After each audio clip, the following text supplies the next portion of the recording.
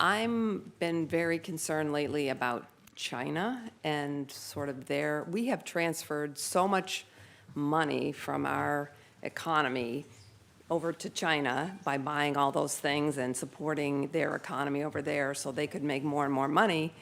They are now all over Africa, buying things and investing over there and getting those countries dependent on them and supporting, non-democratic people. And I'm just like wondering, whom? Well, We are in a country that supports Saudi Arabia. yes, that's true. Right. So Suddenly we have a problem with, superpowers supporting non-democratic people.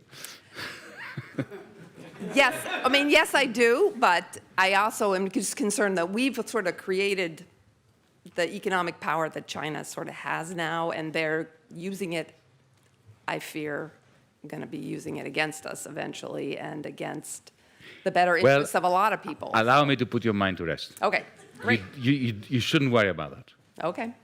It's very simple. And let me explain why you shouldn't worry about that. But please continue. Well, they're in Africa. They're lending money to countries to build ports and different infrastructure. To build what? Port harbors. And what's wrong with that? And because countries that need ports get ports. But they're making people dependent on. I know it's the same thing that we've done, which is no, it's horrible not. Around the world. They are far more humanistic than the United States ever was. Really? Okay. Absolutely. Great. So. Let me give you an example. Of course, they are peddling for influence. Yeah. Yeah. But they are non-interventionist.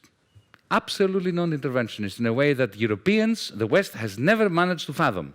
But I have a feeling they have a longer-term thought process that is more interventionist. But anyway, let's judge what we see. Let's judge what. Okay. Well, let's start at the beginning.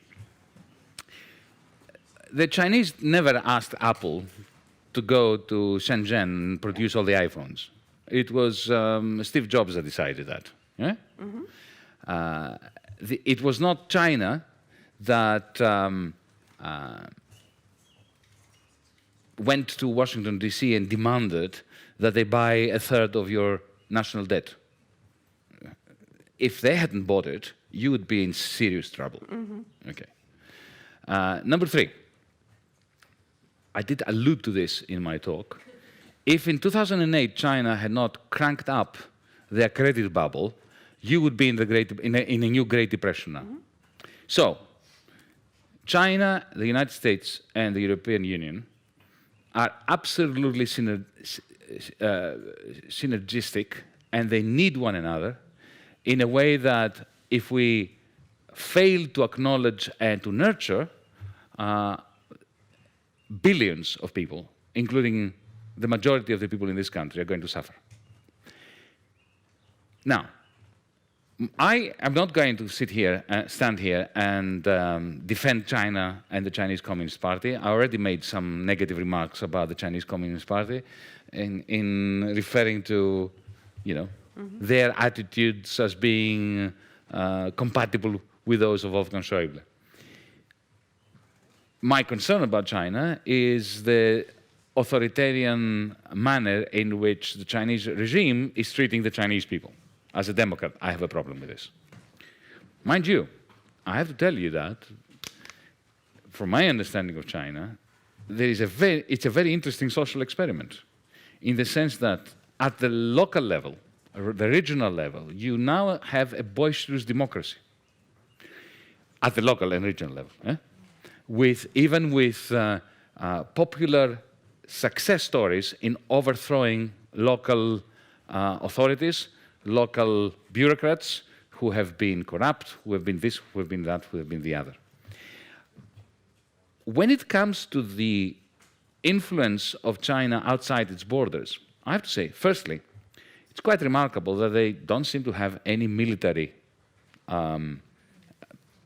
ambitions. Secondly, Africa. I'll give you an example, a specific example. Ethiopia. 2004, because I happened to be there, and I have some first-hand experience of it. They went into Ethiopia. I'll tell you why they went into Ethiopia, because they suspected there was oil. Because China is a major industrial power, but it lacks primary resources. Now, instead of going into Africa with troops, colonially, destroying the country, killing people like the West has done for the last 100 years, what they did was they went to Addis Ababa and they said to the government, we would like, we can see you have problems with your infrastructure, we would like to build some new airports, upgrade your railway system, create a telephone system, and rebuild your roads. And we'll do this all for free. No strings attached. We don't want anything from you. And they did. Why did they do it? Because it's soft power. Because because they knew that if oil is discovered, and it was discovered later, then, of course, the Ethiopian government will be much more open to Chinese oil companies coming there. They have never combined their investment with imperialistic view. When I was Minister of Finance, I had a very interesting experience with COSCO, one of the Chinese national companies that in the end bought the port of Piraeus. When I moved into the ministry, I found a contract from the previous government that they had already sold the port of Piraeus for a pittance and other ridiculous conditions to the Chinese, under the guidance, of course, of the European Union and the International Monetary Fund as well. And in other words, as a minister, I was bound to a particular deal that was terrible for Greece. And I went to the Chinese and discussed it with them.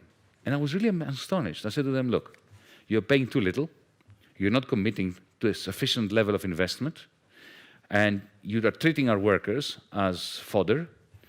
You are effectively subcontracting labor to horrible companies that exploit the workers, and I can't deal with this. Effectively, I proposed to them to renegotiate the contract. So instead of getting 67% of the shares of the port, they would get with the same price 51.